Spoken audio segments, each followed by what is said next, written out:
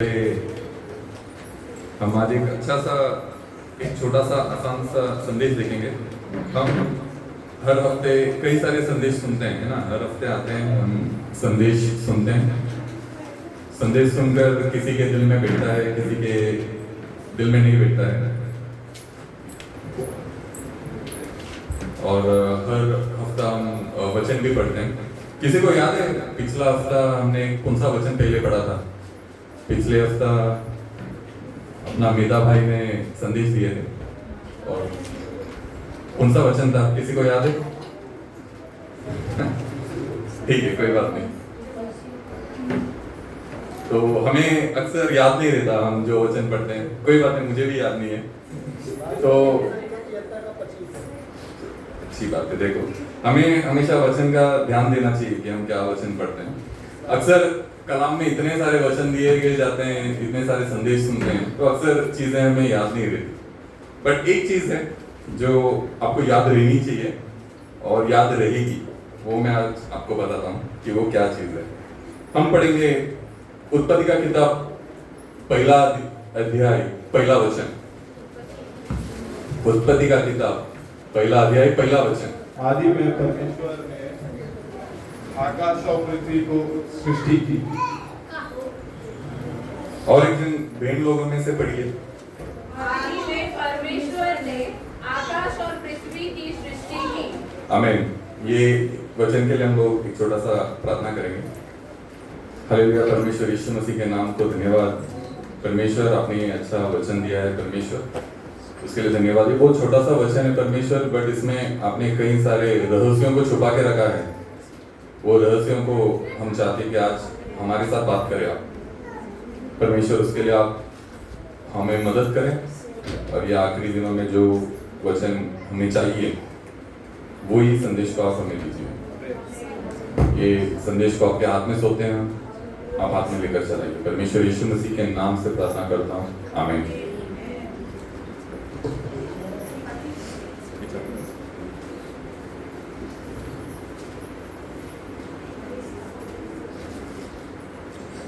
Hallelujah. हाँ, तो मैं बोल रहा था कि हम अक्सर कई सारे वचन को सुनते हैं, बट हम भूल जाते हैं, वचन हमें याद नहीं रहता। बट ये एक ऐसा वचन है जो आपको याद रहेगा और होना चाहिए। क्यों याद रहेगा ये वचन? क्योंकि ये कलाम का सबसे पहला ही वचन है, तो ये सबको याद होना चाहिए। अब ये कलाम का पहला ही वचन में इतना महत्व का चीज परमेश्वर ने रखा है, इसके लिए परमेश्वर ने सबसे पहले वचन में रख दिया है, क्योंकि उसमें उतना बड़ा महत्व है। और वो चीज को लेके ये सारा कलाम चलता है। वो क्या है? एक परमेश्वर। तो वचन में क्या दिया है? आदि में परमेश्वर थे, आदि में परमेश्वर ने आकाश और पृथ्वी की सृष्टि की। तो यहाँ पे दो चीजों को बताता है। एक तो है परमेश्वर ने सृष्टि किया ये संसार को, और दूसरा है परमेश्वर ने सृष्टि किया। तो दो चीज, एक तो परमेश्वर सृष्टि कर रहे हैं और परमेश्वर सृष्टि कर रहे हैं। कौन सृष्टि कर रहे हैं? परमेश्वर सृष्टि कर रहे हैं। तो हम देखेंगे ये चीज क्या है करके। ये सारा कलाम जो है परमेश्वर के बारे में बात करता है। यहाँ पे ऐसा कोई वचन नहीं है जो परमेश्वरों के बारे में बात करता है। ये सारा कलाम सिर्फ एक परमेश्वर के बारे में बात करता है। मैं इसके लिए आपको वचन याद है क्या, ये सब मैंने पूछा, ताकि ये वचन आपको याद रहना चाहिए, और ये वचन याद रहेगा आपको। और याद नहीं है तो आज से याद कर लो। आदि में परमेश्वर ने आकाश और पृथ्वी की सृष्टि की। ये सबसे आसान वचन है, आपके दिल में रहेगा ये वचन। और क्यों? ये पहला ही वचन है सबसे, और आप लोग भूलेंगे नहीं इस वचन को। तो हमेशा अब इसका महत्व को हम देखेंगे चलते चलते। तो ये वचन जो है परमेश्वर जो एक वचन बता रहा है, आदि में परमेश्वर ने सृष्टि की। तो परमेश्वर सिर्फ एक परमेश्वर के बारे में बात करता है, और वो चीज जो एक परमेश्वर करके आता है वो ये पूरे कलाम का एक अस्तिवार है, फाउंडेशन है। एक बिल्डिंग बनाना है तो हमें फाउंडेशन खोदना पड़ता है, उसके बिना बिल्डिंग रुकता नहीं है। तो ये कलाम में अगर आपको आगे बढ़ना है तो ये आपके लिए एक फाउंडेशन है, इसके बिना आप कलाम में आगे बढ़ ही नहीं सकते। तो हम देखेंगे ये क्या है। हमारे पास कई सारे खुदाएं नहीं है और कई सारे ताकतों भी नहीं है। हमारे पास दूसरे भगवान भी नहीं है। कलाम सिर्फ एक जिंदा खुदा के बारे में बात करता है और वो खुदा उनके बारे में सारा सब कुछ साफ सफाई से यहाँ पर लिखे रखा है। आज के टाइम में बहुत सारे लोग भरमाए गए, बहुत सारों को लगता है कि सब भगवान एक ही है। बहुत लोगों को लगता है कि सच जो है वो अलग है। भगवान के बारे में सच अलग है, इंसानों का सच अलग है। बहुत लोगों को लगता है कि हम अगर सच्चे दिल से रहेंगे और तो काफी है, हमें कोई भी भगवान को क्यों ना माने, सच्चे दिल से रहेंगे तो काफी हो गया। बट कलाम के अंदर से अगर हम देखेंगे तो कलाम ऐसा नहीं कहता है। हम पढ़ेंगे एक वचन ड्यूटरोनॉमी 6:4, व्यवस्था विवरण 6:4। हे इज़राइल, सुन, यहोवा हमारा परमेश्वर है, यहोवा एक ही है। आमीन। ये वचन भी आपको याद रहेगा। ये भी बहुत छोटा सा वचन है और यही वचन हम यहाँ पे बोर्ड में भी लिख के रखें। जिसको नहीं देख पा रहे यहाँ पे देख लो।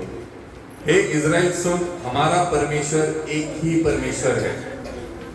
ये व्यवस्था विवरण 6:4 में लिखा है। तो ये संदेश में हम देखेंगे कि ये एक परमेश्वर है कौन, और हम देखेंगे कि ये एक परमेश्वर खुद को किस तरह प्रकट कर रहा है। हम देखेंगे कि यीशु मसीह वो परमेश्वर का किस तरह प्रकट होके आ रहे हैं। और बहुत सारे खुदाओं में भरोसा करना वो हानिकारक क्यों है, और अब देखेंगे कि वो एक खुदा हमारे से क्या चाहते हैं। तो ये सब बहुत आसान चीजें हैं। हम ये सृष्टि का, ये जो दुनिया उत्पन्न हुआ, सृष्टि हुआ परमेश्वर के द्वारा, वो सृष्टि से लेकर हम चलेंगे। तो हमने पहला वचन पढ़ा था कि आदि में परमेश्वर ने आकाश और पृथ्वी को बनाया। ये आप लोग ध्यान रखिए, ये बहुत काफी महत्वपूर्ण वचन है, क्योंकि यहाँ पे कलाम सबसे पहले वचन में सृष्टि के बारे में बता रहा है और एक परमेश्वर के बारे में बता रहा है। ये कलाम में पहला वचन में ये नहीं लिखा है कि आदि में परमेश्वरों ने या फिर कई सारे परमेश्वरों ने मिलकर ये संसार, आकाश और पृथ्वी की सृष्टि की। ऐसा नहीं लिखा है। यहाँ पे लिखा है परमेश्वर ने आकाश और पृथ्वी की सृष्टि की। एक परमेश्वर के बारे में यहाँ पर बता रहा है। यहाँ पे एक बनावटी चीजों के बारे में बता रहा है, एक बनावटी पावर के बारे में बता रहा है। तो ये सारा पुराना करार और सारा नया करार एक ही परमेश्वर के बारे में बात करता है। इसको इंग्लिश में बोलते हैं मोनोथीइज्म, मतलब एक परमेश्वर पे भरोसा करना। और एक चीज होता है एथीज्म, मतलब कोई परमेश्वर पे भरोसा नहीं करना। और एक चीज होता है पॉलीथिस्ट, मतलब कई सारे परमेश्वरों पे भरोसा करना। बट हमें क्या करना है, हमें किस चीज पे भरोसा करना है? हमें एक परमेश्वर पे भरोसा करना है, क्योंकि कलाम पूरा एक परमेश्वर के बारे में बताता है। और हम ये भी देखेंगे कि विज्ञान के हिसाब से हम कई सारे वक्त में आप सुने होंगे कि विज्ञान जो है वो परमेश्वर के बारे में बात नहीं करता। विज्ञान जो है वो परमेश्वर के अगेंस्ट रहता है। विज्ञान यूजुअली ऐसा कहते हैं लोग कि विज्ञान अलग है, भगवान अलग है। विज्ञान मतलब भगवान जो करते हैं वो विज्ञान नहीं कर पाएगा, या विज्ञान जो करता है वो भगवान नहीं कर पाएंगे। हमें सब कुछ विज्ञान ने दिया है, हमें विज्ञान ही सब कुछ है, डॉक्टर ही सब कुछ है, साइंटिस्ट ही सब कुछ है। बट आपको कोई ऐसा साइंटिस्ट आके आपके पास बात नहीं किए होंगे कि भगवान करके कुछ चीज नहीं है करके। तो हम देखेंगे कि ये जो एक परमेश्वर का चीज है वो किस तरह बन के आया। और वो एक परमेश्वर, विज्ञान भी वही चीज कहता है कि यहाँ पे एक ही परमेश्वर है। मैं कुछ ऐसे चीज बताऊंगा आपको जो आपको शायद कोई और नहीं बताएगा, या फिर कोई आके अगर आपको बोलेंगे कि विज्ञान जो है वो बताता है कि ऐसा है, विज्ञान जो है बहुत सारे खुदाओं के बारे में बताता है, मैं प्रूव करके दिखा सकता हूँ। नहीं, ऐसा नहीं है। विज्ञान भी ये प्रूव करता है कि एक ही खुदा है। साइंटिफिक एक्सप्लेनेशन भी यही प्रूव करते हैं कि एक ही खुदा है। एक स्पेस में आपको ये संदेश में आपको बताने की कोशिश करता हूँ कि ये चीज है क्या करके। हम यशायाह का किताब 45वां अध्याय 5वां वचन पढ़ेंगे। यशायाह का किताब 45वां अध्याय 5वां वचन, यशायाह 45:5। मैं यहोवा हूँ और दूसरा कोई नहीं है, मुझे छोड़ कोई परमेश्वर नहीं है। आमीन। यद्यपि तू मुझे नहीं जानता तो भी मैं तेरी नाम कसूंगा। बस बहनों में से भी एक जन पढ़िए।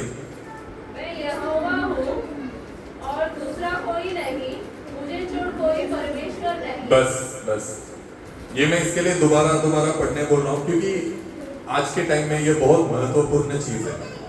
हम कई सारे खुदाओं को देखते हैं, कई सारे अभी रोमन कैथोलिक्स में जाओगे तो लोग मरियम को मानते हैं, मोसेस को मानते हैं, कोई लोग अलग सोचते हैं कि यीशु मसीह जो है वो अलग इंसान है, भगवान नहीं है, ऐसा सब मानते हैं। तो मैं इसके लिए ये चीज़ों को दोबारा पढ़ने बोल रहा हूँ ताकि ये आपके दिल में रहे कि हमारा खुदा एक ही खुदा है, उसके आगे पीछे कोई नहीं है एंड उसके जैसा और कोई खुदा नहीं है। तो यशायाह का किताब 44वां अध्याय 6वां वचन भी पढ़ लेंगे, उसका एक अध्याय पीछे। यशायाह का किताब 44:6। यहोवा जो इस्राएल का राजा है, अर्थात सेनाओं का यहोवा जो उसको छुड़ाने वाला है, वो यह कहता है, मैं सबसे पहला हूँ और मैं ही अंत तक रहूंगा, मुझे छोड़ कोई परमेश्वर है ही नहीं। आमीन। बस मुझे छोड़ और कोई परमेश्वर है ही नहीं।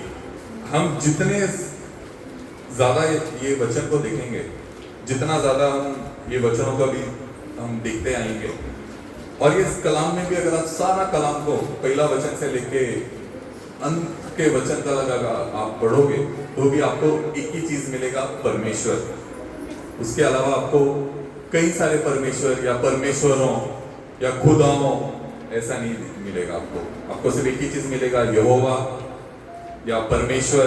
वो सब एक ही जन को बताता है, वो सारा एक ही चीजों को बताता है। तो यहाँ पे साफ सफाई से हम देख सकते हैं कि परमेश्वर सिर्फ एक है और उनके अलावा या उनके आगे या उनके पहले या उनके पीछे कोई और परमेश्वर नहीं है। आपको समझना चाहिए, भगवान और परमेश्वर दोनों का अलग अलग अर्थ होता है। परमेश्वर मतलब वो सृष्टि करने वाले का अर्थ होता है, भगवान मतलब वो जो भला करने वाले। तो कई सारे भगवान हो सकते हैं पर परमेश्वर एक ही है, खुदा एक ही है। द इटर्नल पावर बोलते हैं उसको, जो अल्टीमेट पावर, वो एक ही पावर, इनफाइनाइट पावर, वो एक ही पावर है।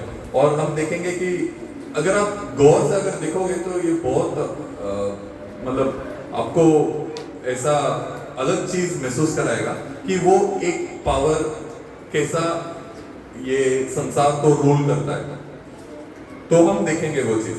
शैतान भी जानता है कि एक ही परमेश्वर है। हम पढ़ेंगे जेम्स 2:19, याकूब का किताब 2:19।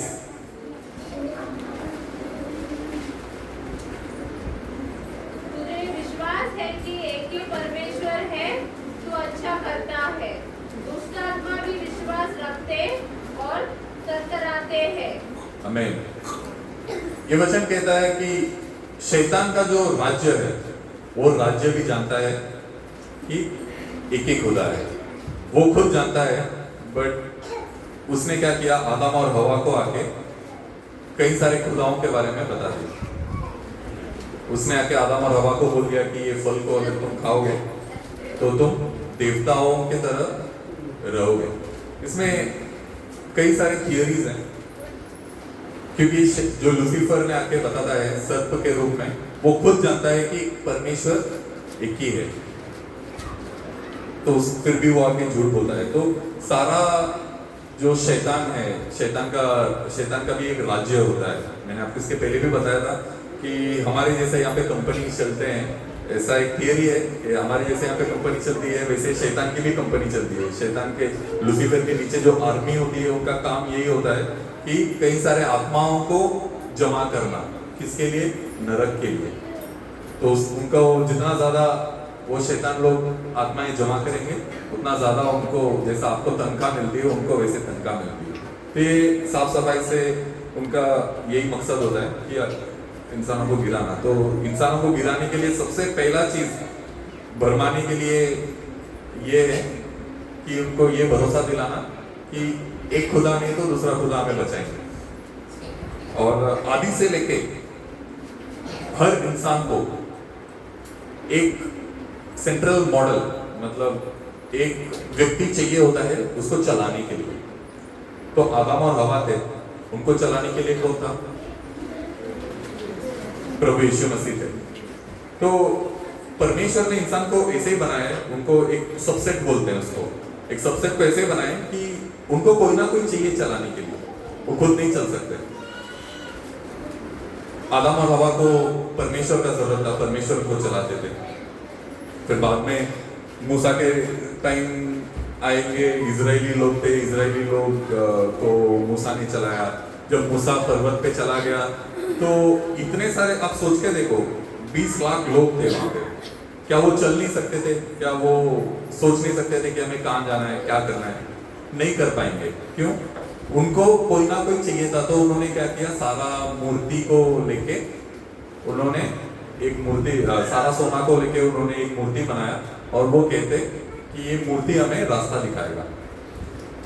क्या उनको अक्ल नहीं था कि हम चल सकते हैं? परमेश्वर ने हमें बताया है कुछ चीज, हम चल सकते हैं, पर उन्होंने ऐसा नहीं सोचा। उनको कोई ना कोई चाहिए था चलाने के लिए, है ना? तो शैतान यही चीज में आके खेलेगा। हर इंसान को कोई ना कोई चाहिए होता है चलाने के लिए। आप कंपनी में जाओ, आपको बॉस चाहिए होता है चलाने के लिए। आप घर पे रहो, माता मम्मी पापा को, उनके बच्चों को उनके मम्मी पापा चाहिए होते हैं चलाने के लिए। कोई ना कोई आपको रास्ता दिखाने के लिए चाहिए होता है। और आपको रास्ता ही गलत दिखा दिया तो आप गलत रास्ते पे ही चलोगे।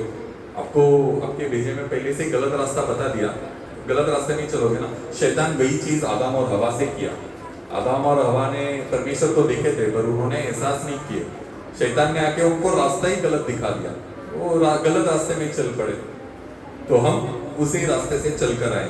तो ये सब अगर आप गौर करके देखोगे ये संदेश होने के बाद, तो आपको पता चलेगा कि ये एक परमेश्वर का, हम आसानी से सुनते हैं, छोड़ देते हैं, बट ये आपके हृदय के अंदर, आपके आत्मा के अंदर किस तरह बैठना चाहिए आपको, वो एहसास होगा।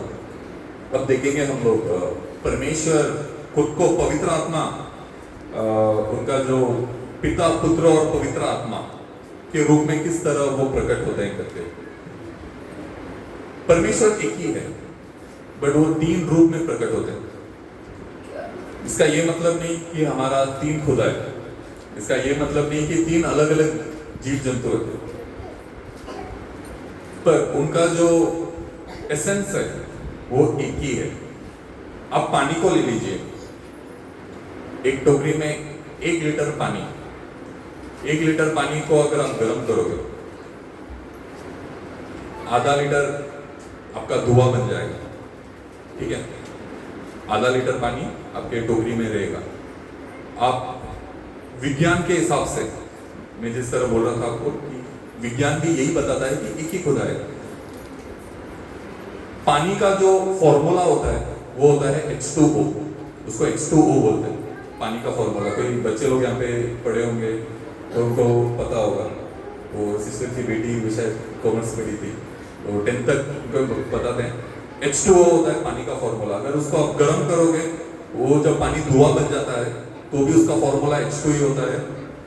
अगर वो पानी को आप फ्रिज में रखोगे तो वो बर्फ बन जाता है, तभी भी उसका फॉर्मूला H2 ही होता है।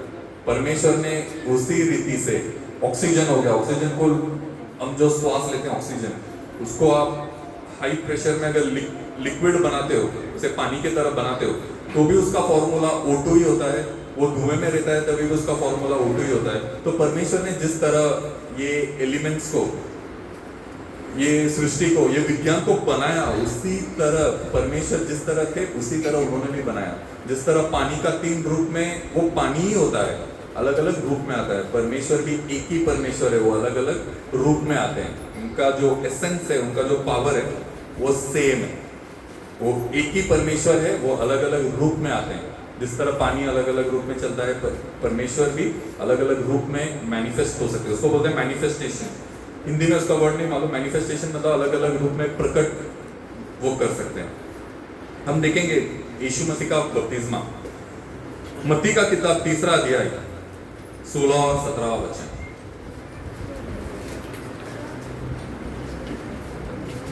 और यीशु बपतिस्मा लेकर तुरंत पानी में से ऊपर आया, और देखो उसके लिए आकाश खुल गया, और उसने परमेश्वर के आत्मा को कबूतर के समान उतरते और अपने ऊपर आते थे।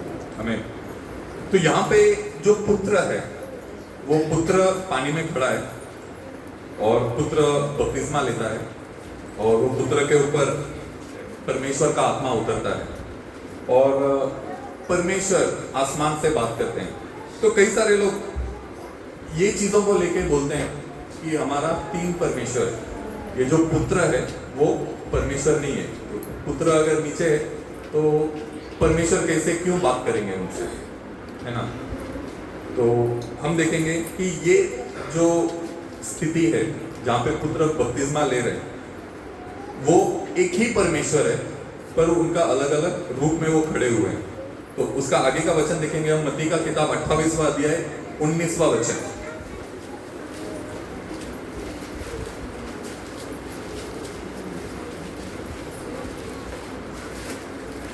मत्ती का किताब 28वां अध्याय 19 का वचन। इसलिए तुम जाओ सब जातियों के लोगों को चेला बनाओ, और उन्हें पिता और पुत्र और पवित्र आत्मा के नाम से बपतिस्मा दो। आमीन। बस यीशु मसीह कहते हैं कि तुम पिता, पुत्र और पवित्र आत्मा के नाम से बपतिस्मा दो। यहाँ पे ये नहीं कहा है कि इनके नामों से बपतिस्मा दो। आप कंपनी में हो, कंपनी में आपका नाम कोई ना कोई रजिस्टर में लिखाया जाता है ना, सबका। आप लोग जो भी फैक्ट्री में जाते हो काम करने के लिए, आपका सबका नाम एक रजिस्टर में होता है। तो आप गौर करके देखिए कि जब बोलते हैं कि आपका कोई भी बॉस आपको बोलेंगे कि इन सबके नामों को लिख देना, सबके नामों को लिख देना, या फिर सब नाम को इधर लाना, तो उसमें क्या होता है, सब नाम ऐसा करके हम बोलते हैं। तो ये दर्ज जाता है कि यहाँ पे कई सारे नाम है। यहाँ पे इस वचन में 3 चीजों को परमेश्वर ने बताया है। क्या? पिता, पुत्र और पवित्र आत्मा। तो कई सारों को लगता है कि ये तीनों अलग अलग लोग हैं, बट उसके आगे भी कुछ चीज बताए, पिता, पुत्र और पवित्र आत्मा के नाम से। परमेश्वर ने ये नहीं बोला पिता, पुत्र और पवित्र आत्मा के नामों से बपतिस्मा दो, या पिता, पुत्र और पवित्र आत्मा के नामों को लिख दो, ऐसा नहीं बोला। नामों को नहीं बोला, ऐसा नहीं बोला कि इन सबके नाम पे बपतिस्मा दो, ऐसा भी नहीं बोला। साफ सफाई से कलाम में लिखे गया है पिता, पुत्र और पवित्र आत्मा के नाम से बपतिस्मा दो, मतलब नाम एक ही है। आप कंपनी के रजिस्टर में, आप कंपनी में गौर करके देखो, आप या तो वो लोग बोलेंगे कि सबके नाम को लिख दो, सबके नाम को निकाल दो, सब, या फिर वो नामों को इधर लाओ। ऐसा इंग्लिश में भी बोला जाता है, गिव मी द नेम्स। तो सब जो टीचर्स होंगे वो पता होगा, गिव मी द नेम्स। कई सारे बच्चों का नाम लिखना होता है रजिस्टर में, तो सब ये बोलेंगे कि राइट द नेम्स। नेम्स करके आता है, तो इसका मतलब है कई सारे नाम। नेम बोल के बोला तो एक ही नाम। तो यहाँ पे परमेश्वर ने बोलता है कि नाम, नेम्स नहीं बोला है, नेम बोला है, मतलब नामों करके नहीं बोला है, नाम करके बोला है, मतलब एक ही नाम है। तो ये आपको ध्यान में रखना चाहिए कि पिता, ये सबसे पहला चीज है जो आपको ध्यान में रखना चाहिए, पिता, पुत्र और पवित्र आत्मा का नाम एक ही है। अब वो हम देखेंगे कि आगे नाम क्या है। फिर आगे यूहन्ना का किताब 10वां अध्याय 30वां वचन, 10:30 पढ़ेंगे।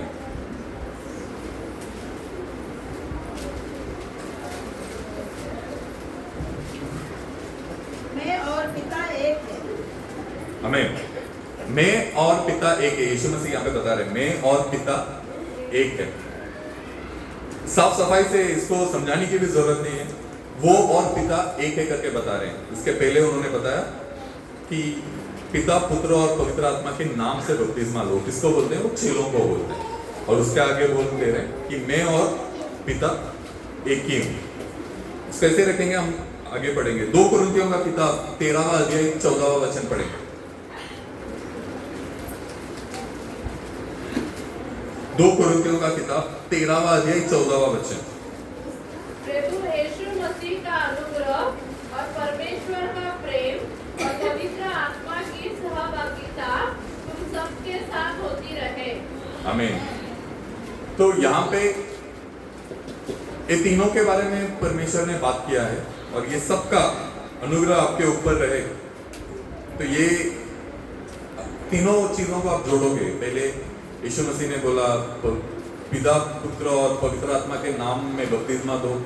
बाद में बोले मैं और पिता एक ही हूँ। और ये वचन को अगर आप जोड़ोगे तो आप देखोगे कि 3 अलग अलग खुदाएं नहीं है, यहाँ पे सिर्फ एक ही खुदा है और एक खुदा के बारे में बात कर रहे हैं। हम देखेंगे यीशु मसीह ये एक खुदा के रूप में कैसे आते हैं। कई सारे लोग ये विश्वास करते हैं कि एक ही खुदा है, वो सच है। बट ये विश्वास करते हैं वो कि जो यीशु मसीह आए थे संसार में, वो सिर्फ परमेश्वर का एक मैसेंजर थे, परमेश्वर का एक भविष्यवक्ता थे, वो परमेश्वर नहीं थे। ऐसा बहुत सारे लोग विश्वास करते हैं। यूजुअली जो मुसलमान लोग में है वो उनके इधर भी वो यही विश्वास करते हैं, उनका एक खुदा है। और जो यीशु मसीह आए थे वो परमेश्वर का खुदा का नबी है, ऐसा विश्वास करते हैं। हम ये विश्वास करते हैं कि यीशु मसीह जो है वही खुदा है। तो ये फर्क होता है उनमें और हम में। हम देखेंगे कि क्यों हम ऐसा विश्वास करते हैं और कलाम इसके बारे में क्या क्या बताया है। और विज्ञान भी इस चीज को बताता है कि वहां पे एक ही खुदा है। ये हम देखेंगे किस तरह ये बताता है।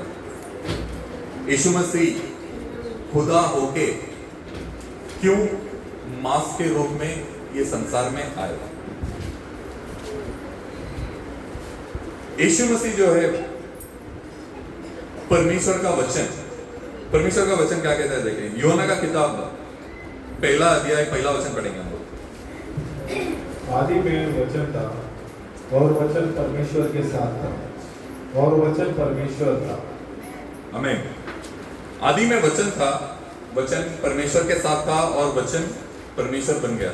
मैं जब बच्चा था तो ये वचन हम लोग चर्च में पढ़ते थे, तो मुझे एक सवाल आता था कि ये संसार को सृष्टि कौन किया। तो वो तो साफ है कि परमेश्वर ने सृष्टि किया। उसके बाद मुझे सवाल आता था कि परमेश्वर को कौन सृष्टि किया होगा। तो मैंने ये सवाल मेरे मम्मी पापा से पूछा और जो भी कलीसिया में आते थे उनसे पूछता था। तो वो मुझे ये वचन निकाल के दिखा देते थे कि आदि में वचन था और वचन परमेश्वर के साथ था और वो वचन परमेश्वर था। ये मुझे बता देते थे। इसके आगे कोई बता नहीं पाते कि ये वचन आया कहाँ से, ये वचन को बनाया कहाँ से। हम अक्सर सोचते हैं कि हर चीज़ को बनाने के लिए कोई ना कोई चाहिए, हमें बनाने के लिए कोई ना कोई चाहिए। परमेश्वर ने हमें बनाया, ये सृष्टि को बनाया, इसमें कई सारी चीज़ों को बनाया। परमेश्वर को कौन बनाया, ऐसा मैं सोचता था। फिर जितना मैं गहराई से इस चीज़ के बारे में सोचता गया तो मुझे पता चला कि कुछ चीज़ें जो है हमारे दिमाग से अपार होते हैं। कुछ चीज़ों का सवाल हमें नहीं मिलता, कुछ चीज़ों को विश्वास करना होता है। जैसे कि आप डॉक्टर के पास जाते हो, बीमार हो, आपको तेजी से बुखार है या इमरजेंसी है, डॉक्टर के पास जाते हो। डॉक्टर को जाके ये बोलते हो कि डॉक्टर आपको पैदा कौन किया, डॉक्टर आपके माँ बाप कौन है। नहीं, हम नहीं, कोई पूछते हैं ऐसा, हम नहीं पूछते हैं। डॉक्टर बोला तेरे को एडमिट करना पड़ेगा, हाँ डॉक्टर एडमिट कर दे। ये दवा खाना पड़ेगा, हाँ डॉक्टर। हमारा विश्वास किधर है, सीधा डॉक्टर के पास जाता है। हम डॉक्टर को ये पूछते हैं, नहीं पूछते हैं कि डॉक्टर तुम्हें कौन पैदा किया, तुम कौन से जात के हो, तुम कौन से पात के हो। नहीं, हम सीधा हमारा जो दिमाग है वो दिमाग सीधा विश्वास कर देता है डॉक्टर के पास। क्यों, हमें जो चाहिए वो चीज़, वो वक्त में हमें जो चाहिए वो डॉक्टर दे रहा है, वो हम विश्वास करते हैं। अगर डॉक्टर के विषय में आप ये आपको जानने की जरूरत नहीं है कि डॉक्टर को पैदा कौन किया या डॉक्टर किधर से, क्या है क्या नहीं है। वो डॉक्टर है बस, उतना आपको काफी है, आप चले जाओगे उसके बाद बीमार आया तो परमेश्वर इतना बड़ा शक्तिशाली परमेश्वर ने संसार को सृष्टि किया, तो वो कहाँ से आए, कैसे बने, वो हमें सोचने की जरूरत ही नहीं है। परमेश्वर ने साफ साफ लिखा है कि आदि में वचन था। यही बहुत बड़ा चीज है जो उन्होंने बताया। आदि में वचन हो सकता है चाहिए तो अगर परमेश्वर बता ही ना सकते थे, परमेश्वर सिर्फ इतना बोल सकते थे कि मैं ही परमेश्वर हूँ, तुम्हें यही करना है, बट उन्होंने ये भी बताया कि आदि में वचन था, वचन परमेश्वर के साथ था और वचन परमेश्वर हुआ। तो ये चीज परमेश्वर किस तरह बने वो भी परमेश्वर ने बता दिया। इतना ज्यादा हमें बता दिया कि हमें जरूरत ही नहीं है। जिस तरह आपको डॉक्टर के पास गया तो डॉक्टर का फैमिली के बारे में आपको जानने की जरूरत नहीं है, तो परमेश्वर ने इतना कुछ हमें बताया है कि इसके अपार हमें परमेश्वर के बारे में जानने की कोई जरूरत नहीं है। हमें सिर्फ ये विश्वास करना है कि वचन परमेश्वर के साथ था, वचन परमेश्वर हुआ। और मैंने आपको कहा कि हर इंसान को एक चीजें ऐसी चाहिए होती है जो उसके आंखों में दिखे और वो उसको चलाए। आदम और हवा के पास परमेश्वर थे, तो वो परमेश्वर पे विश्वास में परमेश्वर को देखते थे, परमेश्वर जिस तरह चलते थे वो चलते थे। फिर शैतान आया, शैतान ने उनको भरमाया, फिर शैतान को उन्होंने देख के चला। उसी तरह इजरायली लोगों को चलाने वाला कोई चाहिए था, इजरायली लोगों को मूसा ने चलाया। हमें आज चलाने के लिए कोई चाहिए होता है, सरकार चाहिए होता है हमें, सरकार जो बोला वो हम करते हैं। हम अकेला कोई भी इंसान, सरकार को कौन चाहिए होता है, सरकार को लोग चाहिए होते हैं चलाने के लिए, नहीं तो सरकार नहीं चल पाएगी। तो हमें कोई ना कोई ऐसा चीज चाहिए जो हम देख सके और उसके जैसा हम कर सके। तो इजरायली लोगों ने मूर्ति बनाया, उन्होंने सोचा ये मूर्ति हमें चलाएगी। उन लोगों का विश्वास यीशु मसीह पे नहीं था, वो मूर्ति पे था। तो यीशु मसीह परमेश्वर ने देखे कि लोगों को जिस तरह उन्होंने बनाया है, उनको एक जन चाहिए चलाने के लिए।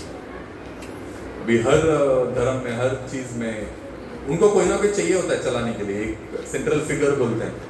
तो उनके आंखों वो इमेजिन करते हैं, उनको वो सोच लेते हैं और वो जैसा चले हम चलने की कोशिश करते हैं। जैसा अलग अलग धर्म में अलग अलग भगवान उनको सोचकर वो चलने की कोशिश करते हैं, हम यीशु मसीह को देखकर चलने की कोशिश करते हैं। तो यीशु मसीह क्यों आए, ये सवाल का जवाब यहाँ पे कि परमेश्वर लोगों को चलाते थे पुराने करार में, पर परमेश्वर कभी लोगों को दिखाई नहीं दिया। तो कहीं ना कहीं लोगों को जब परमेश्वर का चमत्कार देखते थे, वो परमेश्वर को देखते थे, और जब परमेश्वर का चमत्कार खत्म हो जाता था, परमेश्वर को भूल जाते थे। तो इजरायली लोगों ने परमेश्वर का, जब वो मिस्र देश में गुलामीगिरी में थे, तो उन्होंने परमेश्वर का बहुत चमत्कार देखा। परमेश्वर ने उन्हें बाहर लाया। बाद में जब परमेश्वर ने उनको पहुंचा दिया जहाँ पे चाहिए, बाद में कुछ समय के लिए परमेश्वर का चमत्कार उन्होंने नहीं देखा, तो वो परमेश्वर को इनकार कर दिया। तो उन्होंने खुद के लिए एक मूर्ति बनाया और चलने की कोशिश कर दी है। तो परमेश्वर कहीं ना कहीं ये चीज़ तो देखे आगे कि मेरे बच्चों को कोई ना कोई चाहिए कि वो देख के चल सके। तो परमेश्वर ने ये निर्णय लिया कि परमेश्वर इस संसार में उतर के आएंगे। अब परमेश्वर का पहला ये सवाल रहा होगा कि परमेश्वर को देखेंगे कैसे लोग। अगर परमेश्वर इतना शक्तिशाली है, हम तो ये सूरज भी नहीं देख सकते। जैसे मैंने पिछले संदेश में भी कहा था, ये सूरज कुछ 15,000 किलोमीटर के दूर है। उतना दूर से जो धूप आती है हम सह नहीं पाते हैं। तो परमेश्वर का जो महिमा, वो तो हम पकड़ ही नहीं सकते, वो तो हम देख ही नहीं सकते कभी। तो परमेश्वर किस तरह उनको लोगों को दिखाएंगे, और परमेश्वर का जो पावर होता है, वो जो इनफाइनाइट पावर बोलते हैं उसको, वो हम सहन नहीं कर पाएंगे। वो तो हम तो इंसान हैं, हम तो यूं ही मर जाएंगे। तो परमेश्वर चाहते थे कि वो उनको हम देखें। कैसे देख पाएंगे उनको डायरेक्टली तो हम देख नहीं सकते, इतना हम शक्तिशाली नहीं है। तो उन्होंने निर्णय लिया, तो यीशु मसीह के रूप में, मांस का रूप लेके वो संसार में आएंगे, ताकि हम उनको देखें और उनको देख के हम चल सके। तो हमारा अभी एक जो कंफ्यूजन है, जो हमारा जो कंफ्यूजन है वो दूर हो गया। अभी लोगों को ये सोचने की जरूरत नहीं कि हम किसको देख के चलेंगे, हमें कौन चलाएगा। यहाँ पर अभी यीशु मसीह है, यीशु मसीह आया था, उनको देख के चलना है, हमारा वो चीज़ खत्म हो गया। तो हम इब्रानियों का किताब पहला अध्याय 3 वचन पढ़ेंगे। इब्रानियों का किताब पहला अध्याय 3 वचन। वह उसकी महिमा का प्रकाश और उसके तत्व की छाप है।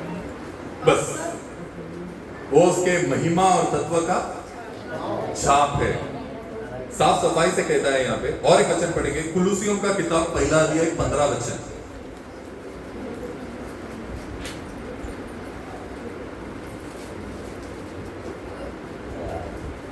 कुलुसियों का किताब पहला अध्याय 15 वचन।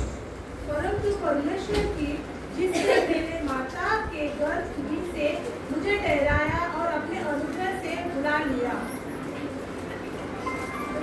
वो तो अभी से परमेश्वर का प्रतिरूप और सारी सृष्टि में पहला था। आमीन। और एक बार वो वचन को पढ़िए, कुलुसियों का किताब पहला अध्याय 15 वचन। वो तो अदृश्य परमेश्वर का प्रतिरूप और सारी सृष्टि में पहले उठा है। आमीन। तो परमेश्वर का प्रतिरूप, इसके पहले वाले वचन में उन्होंने खुद को परमेश्वर का छाया, परमेश्वर का छाप कहा। और यहाँ पे यीशु मसीह जो है, जो परमेश्वर को हम देख नहीं सकते हैं, उनका वो एक प्रतिरूप है। ये वजह ही उनका ये था, ये प्रतिरूप में आने का वजह ही ये था। ये साफ ये दोनों वचन बताता है कि परमेश्वर ने यीशु मसीह का रूप लेके ये संसार में आया। तो हमें कोई आके भरमाना नहीं चाहिए, कोई हमें विश्वास टूटना नहीं चाहिए। हमारा विश्वास वो एक परमेश्वर पे होना चाहिए। साफ ये वचन बताता है कि यहाँ पे 3 खुदा नहीं है, वहाँ पे एक ही खुदा है। और इसका एक कारण ये है, परमेश्वर यहाँ पे आए, एक तो हमारे उद्धार के लिए आए थे, दूसरा है हमें चलाने के लिए आए थे। वो जो खुदा को हम देख भी नहीं सकते, वो हमारे सामने आ ही नहीं सक रहे थे, क्योंकि हम उन्हें देख नहीं पा रहे थे, क्योंकि हमारे पास उतना शक्ति नहीं था उनको देखने के लिए। वो आए ताकि हम वो परमेश्वर को देख सके, उनको देख के हम चल सके। जिस तरह हर इंसान को चलने के लिए एक रोल मॉडल चाहिए होता है, वो रोल मॉडल के बिना वो चल नहीं सकता। या तो जो बच्चे लोग होते हैं उनके माता पिता को दिक्कत चलते हैं, उन माता पिता बच्चों के लिए रोल मॉडल होता है। रोल मॉडल मतलब उनके लिए एक रास्ता बताने वाला, उनको रास्ता बताने वाला। बच्चों के लिए उनका माँ बाप होते हैं, माँ बाप जिस तरह करते हैं वही बच्चे लोग भी करते हैं। वो मेरा बेटा मैं काम से आता हूँ, काम पे आके मोबाइल में बैठे रहता हूँ, तो मेरा बेटा भी मोबाइल में बैठता है। तो मेरी बीवी बच्चे को चिल्लाती है कि मोबाइल में मत बैठ, तो वो मेरे को बोलता है कि पापा भी तो बैठे मोबाइल में। तो हर जन को एक जन चाहिए होता है रास्ता बताने के लिए। तो लोगों को परमेश्वर रास्ता बता रहे थे, बट किस तरह रास्ता बता रहे थे? उनको बिन दिखे रास्ता बता रहे थे। तो उनको विश्वास, जब तक वो रास्ते में चलते थे, वो परमेश्वर पे विश्वास करते थे, बाद में परमेश्वर पे विश्वास नहीं करते थे, क्योंकि उनको पता ही नहीं था उनको चला रहा कौन है, कैसे दिखते हैं वो चलाने वाले। तो परमेश्वर ने निर्णय लिया कि यीशु मसीह के रूप में वो आएंगे और लोगों को वो परमेश्वर का छाप, परमेश्वर का वही वो छाप है जो उनके दिमाग में बैठेगा, उनको देखकर ये चलेंगे। परमेश्वर प्रेम बताया तो लोग प्रेम बताएंगे। तो वो छाप दिखाने के लिए परमेश्वर ने यहाँ पर आया। और बड़ा चीज है कि यीशु मसीह ही वो परमेश्वर है। क्या दर्शाता है? पुराने करार में अगर आप देखोगे तो पाप का क्षमा सिर्फ परमेश्वर दे सकते थे और कोई नहीं दे सकता था। कोई इंसान नहीं दे सकता था, कोई जानवर नहीं दे सकते थे। अगर परमेश्वर ने चाहा कि इसे माफ करना है तो वो माफ करेंगे, अगर परमेश्वर नहीं चाहा कि इसे माफ नहीं करना है तो वो माफ नहीं करेंगे। तो मरकुस का किताब 2 अध्याय में आप पढ़ सकते हो कि यीशु मसीह जो है लोगों का पाप को उन्होंने माफ किया। एक व्यभिचार स्त्री यीशु मसीह के पास आती है, बाकी लोग पत्थर मारने के लिए तैयार होते हैं, तो यीशु मसीह ने वो व्यभिचार स्त्री का पाप को माफ किया। तो उन्होंने उसका पाप को माफ किया का अर्थ क्या है? वही वो खुदा है जो माफ करने वाला खुदा है। और परमेश्वर यीशु मसीह जब क्रूस में लटके हुए रहते थे, एक चोर भी रहता है जो उनको बोलता है कि आप जब आपके राज्य में रहोगे तो मुझे याद करना। तो यीशु मसीह बोलते हैं कि तू आज मेरे साथ मेरे राज्य में चलेगा। तो राज्य भी उनका ही है। ये भी दर्ज जाता है कि यीशु मसीह ही वो परमेश्वर है। और योना का किताब 14वां अध्याय 9वां वचन पढ़ेंगे। योना का किताब 14वां अध्याय 9वां वचन। यीशु ने उससे कहा, हे फिलिप्सियो, फिलिप्स में इतने दिन तुम्हारे साथ हूँ और क्या तुम मुझे नहीं जानता? जिसने मुझे देखा है उसने पिता को देखा। आमीन। जिसने मुझे देखा है उसने पिता को देखा है। साफ सफाई से ये वचन बताता है कि यीशु मसीह ही वो खुदा है, यीशु मसीह ही वो परमेश्वर है, यीशु मसीह ही वो परमेश्वर यीशु मसीह के रूप लेकर ये संसार में आए हमारे लिए। ये वचन, ये सारा वचन हमने जहाँ पर जितने भी वचन पढ़ा, हमने पहला चीज देखा कि यहाँ पे सिर्फ एक ही परमेश्वर है। कोई वचन ये नहीं कहा कि यहाँ पे परमेश्वर लोग हैं या कई सारे परमेश्वर है, यहाँ पे सिर्फ एक ही परमेश्वर है। और आगे के वचन में हम देखा कि यीशु मसीह ही वो परमेश्वर है, यीशु मसीह ही वो परमेश्वर ने यीशु मसीह का रूप लेके ये संसार में आया। तो यीशु मसीह कोई अलग खुदा नहीं है। हम पिता, पुत्र और पवित्र आत्मा कहते हैं कि वो पुत्र जो है वो कोई अलग, उनका ऐसा कोई बेटा ऐसा नहीं है कि यीशु मसीह खुदा थे या परमेश्वर थे और उन्होंने उनका बेटे को भेज दिया। उनका कोई बेटा था, उनका कोई बच्चा था, उनका मम्मी पापा था। तो कई सारे रोमन कैथोलिक्स में, हमारे मसीह के लोगों के बीच में ये चलता है कि यीशु मसीह जो है वो परमेश्वर का बेटा है और परमेश्वर का माँ बाप जो है वो मरियम है। ये ऐसा सब चीजें चलते रहती है। नहीं, आदि में एक ही जन था, वो परमेश्वर का वचन था, वो वचन परमेश्वर के साथ था, वो वचन परमेश्वर था, वो वचन, वो परमेश्वर देहधारी हुआ, वो यीशु मसीह का रूप लेकर ये संसार में आए। यहाँ पे मरियम है, मूसा है, कोई चीज बीच में नहीं आती है, सिर्फ और सिर्फ यीशु मसीह है, परमेश्वर यीशु मसीह। ये सारा वचन साफ साफ कहता है, आपको कोई आके अभी भरमाने की जरूरत नहीं है। आप सबसे पहला वचन, कलाम का पहला ही वचन लेके उनको बोल दो, आदि में परमेश्वर ने सृष्टि की। यहाँ पे एक ही परमेश्वर है। हम आगे देखेंगे कि कई सारे परमेश्वर क्यों नहीं हो सकते, और कई सारे परमेश्वर होने में वो विज्ञान भी नहीं दर जाता है कि कई सारे परमेश्वर हो सकता है। विज्ञान भी कहता है कि एक ही परमेश्वर हो सकता है। हम देखेंगे अगर कई सारे परमेश्वर होते तो ये जो सृष्टि किया हुआ चीज है वो ढंग से नहीं चल पाती थी। आप गौर करके देख लीजिए, आप मशीन में काम करते हो, ये कुदरत का नियम है। आप मशीन में काम करते हो, एक जन एक ही काम, आप एक ही जन एक ही काम करोगे तो सही ढंग से निकलेगा। अब वो एक ही जन को दो जन मिलकर आप करोगे, काम होगा, आपका काम होगा। आप खाना बनाते हो, 10 जन मिलकर खाना बनाते हो, 10 जन को क्या किया जाता है, एक एक जन को एक एक काम दिया जाता है। एक जन भिंडी काटेंगे, एक जन खाना पकाएंगे, एक जन कांदा काटेंगे। 10 जन मिलके, एक ही कांदा है, 2 जन मिलके काट सकते हैं? कोई काटा है आज तक? एक ही कांदा है, 2 जन मिलके काटा है? नहीं काटा। कुदरत का नियम है, परमेश्वर का ही वो कुदरत परमेश्वर का ही है, वो नियम परमेश्वर का ही है कि एक ही सृष्टि जब होता है तो वो बरोबर होता है। विज्ञान भी यही चीज कहता है कि एक वक्त में, उसको थियरी ऑफ रिलेटिविटी कहते हैं, एक वक्त में एक सामान एक ही जगह ले सकती है, एक जगह को एक ही वक्त में 2 सामान नहीं ले सकती है। उदाहरण के लिए ये माइक है, ये माइक को मैंने पकड़ा हूं यहाँ पर, ये वक्त में, ये जगह में, ये माइक ये जगह को ले रही है, यही वक्त में ये माइक के जगह में कोई और चीज जगह नहीं ले सकता। मैं इसको यही जगह है, ये जगह में मैं ये मोबाइल को बिठा रहा हूँ, नहीं बैठेगी। ये विज्ञान का नियम है, ये विज्ञान यही कहता है, एक परमेश्वर ही है, वो परमेश्वर का जगह कोई और परमेश्वर ले ही नहीं सकता है। ये संसार को बनाने वाला वो एक ही परमेश्वर है। वो एक ही परमेश्वर जिस तरह सृष्टि किया है, एक सिस्टम, एक ऑर्डर को जो बनाया है। हमने पिछले हफ्ते भी एक वचन पढ़ा था कि परमेश्वर ने चौथे दिन सूरज को दिन में राज करने के लिए और चांद को रात में राज करने के लिए बना के रखा है। परमेश्वर ने ये जो संसार को है, ये गैलेक्सी, यूनिवर्स, ये ब्रह्मांड को है, इतना अच्छे से बना के वो राज कर रहे हैं। अगर दो जन मिलकर उसे राज कर रहे होते तो तबाही आ गया होता। तो ये साफ साफ आज तक ये कई बरसों साल तक ये बना है और टिका है और परमेश्वर चला रहे हैं। अगर दो जन होता तो वो नहीं चल सकती है। कुदरत का नियम नहीं है, वो कुदरत परमेश्वर का ही है, वो परमेश्वर एक ही है। और अगर कई सारे खुदाएं होते, हम समझ लेंगे पिता, पुत्र और पवित्र आत्मा अगर तीन अलग अलग चीज है तो तीन अलग अलग चीजों के तीन अलग अलग सोच भी होंगे। एक ही कांदा को दो जन काट रहे हैं तो, या एक आलू प्याज को दो जन काटेंगे तो दोनों का सोच विचार एक जैसा नहीं होगा, है ना।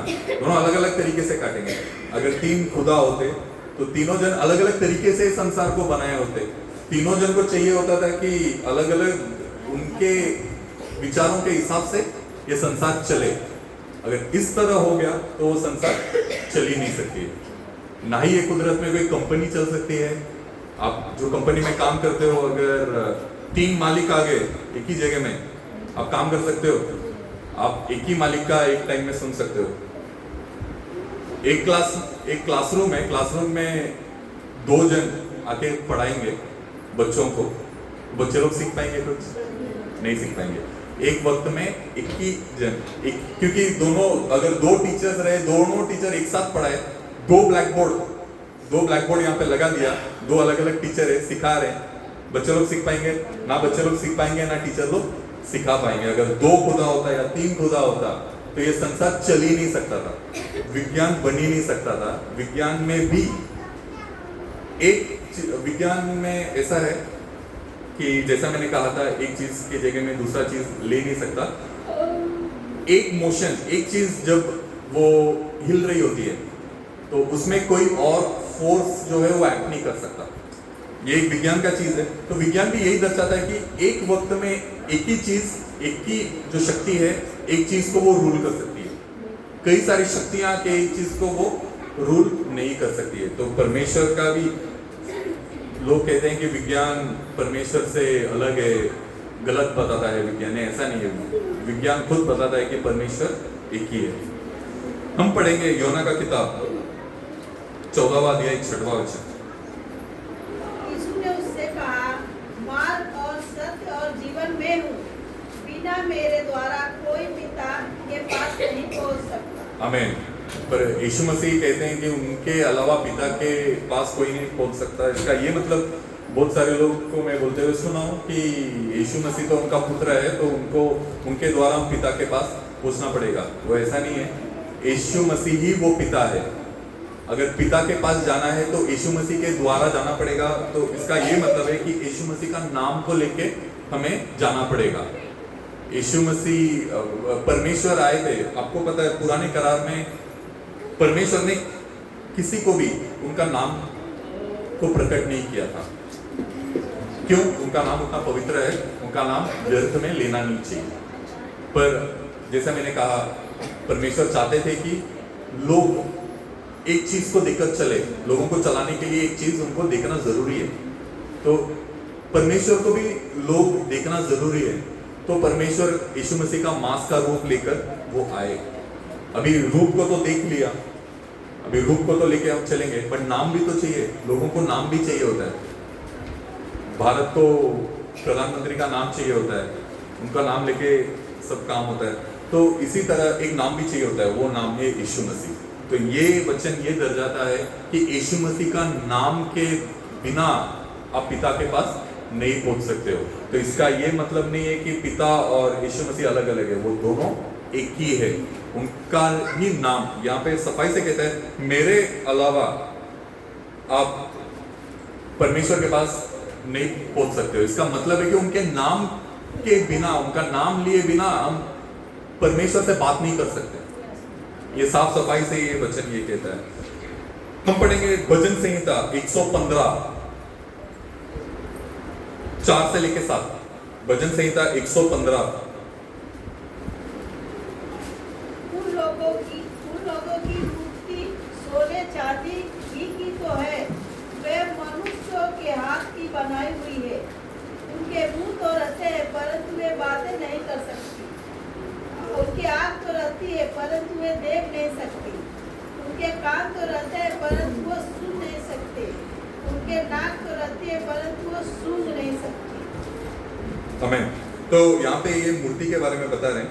मैं भी जब मैं कॉलेज में था तो महिम में जाता था। मैं महिम में जाके मैं मोमबत्ती चढ़ाता था। मेरे को ऐसा लगता था कि मोमबत्ती चढ़ाने से भला होगा, जिंदगी में सब अच्छा होगा। तो महिम का एक चर्च है रोमन कैथोलिक्स, वहाँ पे मरियम का मूर्ति रखे हुए रहते हैं, सब लोग मोमबत्ती लेके चढ़ाते हैं। मैं भी जाके चढ़ाता था। तो वो चीज़ गलत है। वही चीज़ के बारे में ये बता रहे हैं कि मरियम की ही मूर्ति क्यों ना हो, यीशु मसीह का ही मूर्ति क्यों ना हो। वहाँ पे गया तो मैं रोमन कैथोलिक चर्च में जाके बैठा करता था और मैं देखता था कि लोग दरवाजे से घुटने में चल के आते हैं यीशु मसीह के, और सबसे बीच में यीशु मसीह का क्रूस में यीशु मसीह का एक बहुत बड़ा मूर्ति लगाया हुआ रहता था। वहाँ के लोग पैर छूते हैं, मोमबत्ती रखते हैं, माला डालते हैं। तो ये सब मैंने देखा तो मुझे भी लगता था कि लोग ये सब करना बहुत अच्छा है और बहुत भला हो जाएगा मेरे जीवन में। यीशु मसीह का ही तो मूर्ति है, तो उसमें गलत क्या है। तो मैं भी जाता था बाहर, मोमबत्ती बेचने वाले बाहर ही रहते हैं, घर के जैसा मोमबत्ती, छोटा मोमबत्ती, बड़ा मोमबत्ती, वो लेता था। मैं भी जाके चढ़ाता था। पर बाद में मुझे एहसास हुआ ये चीज़ कि हम जो कर रहे हैं वो गलत है, क्योंकि वो एक मूर्ति है। जैसा इन्होंने वचन में पढ़ा था, वो मूर्ति है, आँख है, उसको देख नहीं सकती, मुंह है, बात नहीं कर सकते, कान है, सुन नहीं सकते। तो मैं किसको जाके मैं चढ़ा रहा हूँ? परमेश्वर सिर्फ एक ही है और उन्होंने खुद बताया है कि यीशु मसीह के अलावा उनके पास कोई पहुंच नहीं सकता। उन्होंने खुद प्रकट हुआ है संसार में एक मांस का रूप लेके। उनको छोड़ के ये मूर्ति को जाके नमन करना वो गलत चीज़ है और वो कोई भला नहीं लाएगी, क्योंकि मूर्ति आपके लिए कुछ कर नहीं सकती है। मूर्ति में क्या है? कुछ नहीं है। वो मरियम का मूर्ति है, यीशु मसीह का ही मूर्ति क्यों ना हो। आप लोग यीशु मसीह की मूर्ति को जाके मानोगे तो आपका विश्वास पूरा क्या हो जाएगा? वो मूर्ति पे चला जाएगा। जैसा मेरा विश्वास वहाँ पे जाता था। मुझे ऐसा लगता था कोई तकलीफ आया तो चलो जाके मोमबत्ती चढ़ा देंगे, मोमबत्ती चढ़ा के, क्योंकि मेरा मम्मी जो है वो रोमन कैथोलिक से आई है और उनके इधर ये सब चलता था। हम अगर कुछ मांगेंगे जाके चढ़ाएंगे तो हो जाएगा। वो ऐसा एक्चुअली में होता नहीं है, ऐसा कुछ नहीं होता है। परमेश्वर जब बाद में मैं भी करता था, बट ऐसा कुछ होता नहीं था। पर मैं जब परमेश्वर पे विश्वास करने लगा, परमेश्वर मुझे बहुत बहुत चमत्कारी रूप से चलाए। इसके लिए सिर्फ परमेश्वर का वचन पे विश्वास करना है और ये मूर्तियों पे विश्वास नहीं करना है। कुरिन्थियों की किताब में भी यही लिखा है कि जो पागन गॉड्स थे, पागन गॉड्स का जो सैक्रिफाइसेस है वो शैतान लोगों को चढ़ाते थे, वो परमेश्वर को नहीं चढ़ाते थे। आप घर में जाके पढ़ सकते हैं, अभी वक्त नहीं है इतना। और इतना हमने देखा, हमने क्या क्या देखा कि ये परमेश्वर एक ही परमेश्वर है। वो परमेश्वर यीशु मसीह का रूप लेके ये संसार में आए। वो परमेश्वर इसीलिए आए ताकि हम उद्धार पा सके, उनको हम देख सके। सबसे पहला मकसद तो उनको हम देख सके, उनको देख के हम उनके नाम के द्वारा परमेश्वर से बात कर सके, उनके पास पहुंच सके। अब हम देखेंगे कि वो एक परमेश्वर हमसे क्या चाहते हैं। अगर परमेश्वर एक है तो हमारा जिंदगी का सारा काम वो एक परमेश्वर को घूम के ही होना चाहिए। तो परमेश्वर ये चाहते हैं, डियोट्रोनॉमी 6:5, व्यवस्था विवरण 6:5 पढ़ेंगे।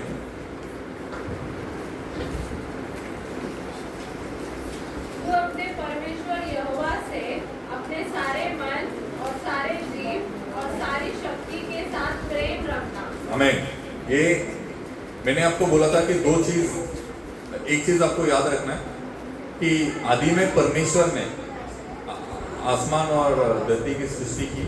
वहाँ पे मुख्यत्व ये चीज था कि परमेश्वर एक ही परमेश्वर के बारे में बात किया है। और ये वचन आपको याद रखना है जो अब हम पढ़े, कि आपके पूरे मन से आप परमेश्वर को प्रेम करो। आपका परमेश्वर ये आपसे नहीं मांग रहा है कि आपको आके ये बलि देना है, आपसे ये नहीं मांग रहे कि आपको आके इतना पैसे चढ़ाना है, आपको ये आके नहीं मांग रहे कि आपको माला चढ़ाना है, ये नहीं मांग रहे कि आपको सोने का मुकुट चढ़ाना है, सोना देना है। नहीं, आपको क्या करना है? प्रेम दिखाना है। परमेश्वर घूम घूम के सब प्रेम में आके खड़ा होता है, क्योंकि वो सबसे बड़ा चीज है। यूना का किताब 17वां अध्याय 3रा वचन पढ़ेंगे।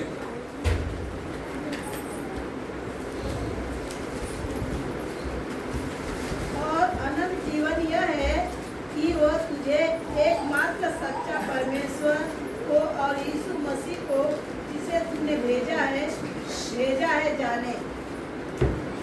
हालेलुया। तो सच्चा ये है कि हम उनको जानना चाहिए, हम परमेश्वर को जानना चाहिए। निर्गमन के 20वां अध्याय में ये आज्ञा दिया गया था कि तुम कोई और खुदा को नमन ना करना, मेरे अलावा तो कोई और खुदा को नमन नहीं करना चाहिए। प्रेरितों का किताब 4 अध्याय 12वां वचन पढ़ेंगे।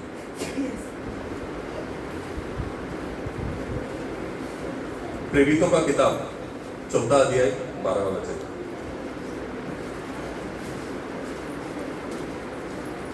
किसी दूसरे के द्वारा उद्धार नहीं, क्योंकि स्वर्ग के नीचे मनुष्यों में और कोई दूसरा नाम नहीं दिया गया आमीन, जिसके द्वारा हमें उद्धार पा सके। आमीन। तो आपको अभी शायद समझ में आ गया होगा कि स्टार्टिंग से लेके अभी तक परमेश्वर ने एकदम सफाई से इस चीज़ों को बनाया है। परमेश्वर चाहते थे कि हम लोग एक चीज़ को देख के चले, और परमेश्वर ने इसके लिए यीशु मसीह का रूप लिया, यीशु मसीह का रूप लेकर आए। तो इसका ये मतलब नहीं हो गया कि पिता, पुत्र और पवित्र आत्मा 3 अलग खुदा है, वो एक ही खुदा है। वो क्यों एक पिता, पुत्र और पवित्र आत्मा एक ही है करके ये वचन भी दर्ज जाता है कि यहाँ पर दूसरा कोई नाम दिया नहीं गया है जिससे हम उद्धार पा सके, केवल एक ही नाम दिया गया है। वो एक नाम को बताने के लिए ही यीशु मसीह खुदा का रूप से ये इंसान का रूप लेकर इस संसार में उतर के आए, ताकि हम उनका नाम को जान सके, उनके नाम के द्वारा हम उद्धार पा सके। तो हम ये सारे संदेश में हमने देखा कि पिता, पुत्र और पवित्र आत्मा 3 अलग चीज नहीं है, वो एक ही नाम है। वो एक नाम के अराउंड ही हम सब कुछ करना चाहिए। परमेश्वर यीशु मसीह, पुराने करार में वो यीशु का नाम दिया नहीं गया था, वो नाम को दिखाने के लिए, वो नाम को हमारे दिमाग में रखने के लिए, ताकि हम वो नाम को देखे चल सके। वही परमेश्वर वो नाम को लेकर इस संसार में एक रूप लेकर आए हमारे लिए, ताकि हम उद्धार पा सके। तो हम ये सारा संदेश में देखें कि केवल एक ही खुदा है, एक ही बनाने वाला सिर्फ एक ही है, न्याय करने वाला भी एक ही है, हमारा प्रभु भी एक ही है, हमारे साथ चलने वाला भी एक ही है, हमारा सिखाने वाला भी एक ही है, और केवल एक ही नाम है जो चलना चाहिए, और एक ही नाम है जिसको हम नमन करना चाहिए, और वो परमेश्वर यीशु मसीह के नाम से ये संसार में आए, और वो उनको यीशु मसीह के नाम से प्रकट किए। तो उनको हम, वो परमेश्वर यीशु मसीह को हमारा पूरा हृदय को हम देंगे, हम जो भी नमन करेंगे उनको हम नमन करेंगे, हम हमारा सारा जो सुनते हैं वो उनका सुनेंगे, हमारा विश्वास जो है उनके ये होना चाहिए। अगर हम और संदेश को देखेंगे कि एक ही विश्वास के ऊपर, अभी सिर्फ एक खुदा, एक ही विश्वास, उनके ऊपर कैसा विश्वास करना चाहिए, वो इसके पहले भी आपने सुने हो, तो और बहुत बड़ा संदेश। तो हम 1 तिमोथी का किताब 2:5 आखिरी वचन हम पढ़ लेंगे।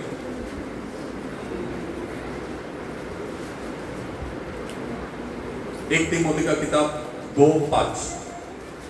कोई भी आके अगर आपको पूछे कि मसीह के लोग भी कि आपके तो 3 खुदा है, या रोमन कैथोलिक लोग कोई आके आपको तो 3 खुदा है, 3 रूप में 3 अलग अलग चीज है, अरे तो यीशु मसीह को क्यों मान रहे, सीधा खुदा को मानना, अरे एक बार पवित्र आत्मा आ गया तो बस हो गया, फिर यीशु मसीह का जरूरत नहीं।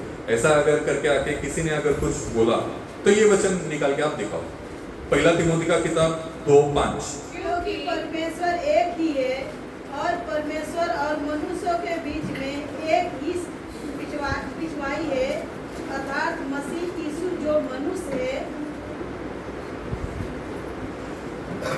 परमेश्वर एक ही है, और परमेश्वर और मनुष्य के बीच में भी एक ही जन का नाम दिया गया है, वो है परमेश्वर यीशु मसीह।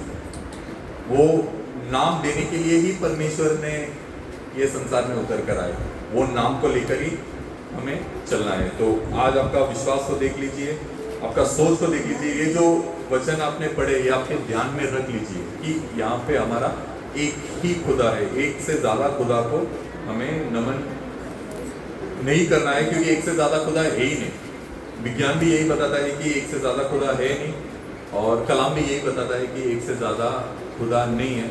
तो हम क्यों तीन खुदा को मानेंगे, है ना? हम एक ही खुदा को मानेंगे। परमेश्वर आपको आशीष करेंगे। हम सब खड़े हो जाएंगे, हम सब प्रार्थना के अंदर जाएंगे।